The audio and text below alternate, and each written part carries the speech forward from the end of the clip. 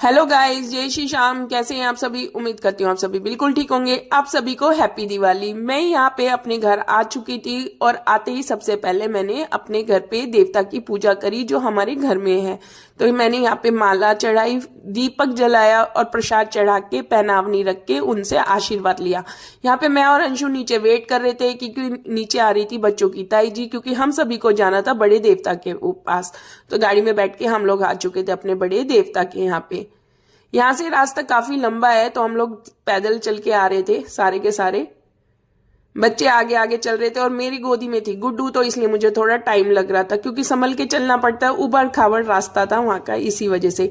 यहाँ हम लोग पहुंच चुके थे। यहाँ पे पहुंचते के साथ ही काफी थोड़ी सी भीड़ थी तो इसलिए यहाँ पे भाभी पूजा करने लग गई थी, मैं भी साथ में पूजा करने लग गई थी।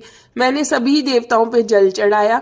जल चढ़ा के मैंने सभी पे प्रसाद रखा। मैंने सोचा तब तक बड़े वाले देवता यहाँ से थोड़ी जगह खाली हो जाएगी, तो फिर मैंने यहाँ पे अपना बाकी का काम शुरू कर दिया था। सारे देवताओं पे जल चढ़ा के प्रसाद रख के फिर मैं यहाँ पे भाभी की वेट कर रही थी। जैसी भाभी पूजा करके हटी फिर मैंने भी यहाँ पे बड़े देवता की पूजा करनी शुरू कर दी थी। यहाँ पे मैंने माला चढ़ाया, दीपक जलाया, मोमबत्ती जलाई और उनसे आशीर्वाद लिया। फिर उसके बाद हमने यहाँ पे मिट्टी अर्पित करके हम लोग आगे थे बाहर की तरफ। यहाँ पे बच्चे थोड़ी मस्तियां कर रहे थे। फिर उसके बाद यहाँ पे हम लोग आ गए थे अपने घर। घर आते मैंने सारा काम खत्म किया। शाम हो चुकी थी और मैं लग गई थी यहाँ पे पूजा की तैयारी में। सबसे पहले मैंने सारे दिए जला लिए थे और यहाँ पे पूजा की पूरी तैयारी कर ली थी। यहाँ पे मैं और अंशु अंदर बैठे हुए थे और अंशी और उसके पापा एक साथ थे।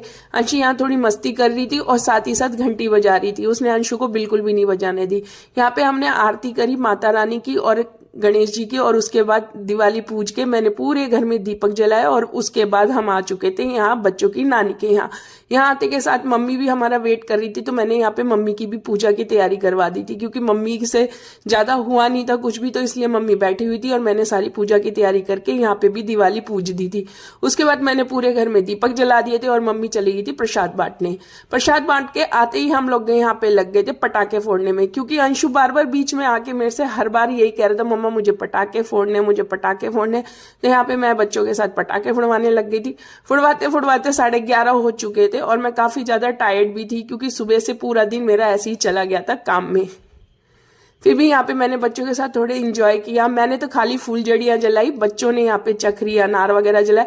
पटाखे मैंने ज्यादा बड़े लिए नहीं थे और रॉकेट भी उसने अंशु भैया के साथ ही जलाया क्योंकि मेरे को अब डर लगने लग गया। जब छोटे थे तो बिल्कुल भी नहीं डरते थे, अब डर लगने लग गया पटाखों से। उसके बाद हम लोग चले गए थे खाना खाने के लिए। वीडियो पसंद आए तो प्लीज मेरी वीडियो को लाइक कीजिए, शेयर कीजिए, सब्सक्राइब कीजिए। मिलते हैं नेक्स्ट वीडियो में, तब तक के लिए जय शनिदेव।